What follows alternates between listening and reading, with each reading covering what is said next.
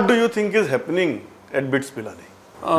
One thing is very clear that the pressure, academic pressure is playing big time on the minds of students, especially students. Out of the 6 cases, 5 students have been doing double engineering in BITS Pilani. So, tencher to magasta pressure itlo vadta ki they cannot handle it. That is one side of it.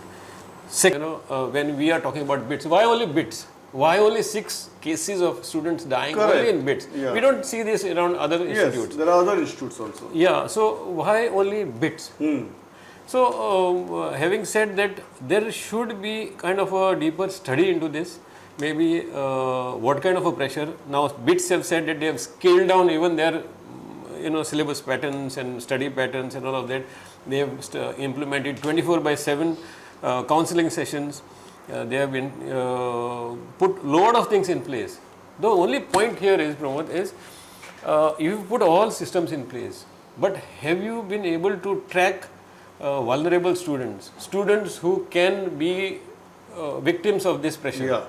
Yeah. Because of the stigma attached to mental health, tomorrow a child will not walk into that counseling session. Correct. Okay, the system has to detect. Yeah. Now, this student who died, this 6th student, was a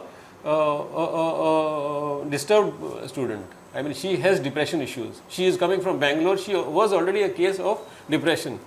So, have BITS Pilani system, which is evolved there, have they detected this? If at all they have detected this, what they have done to take her out of this depression? Correct.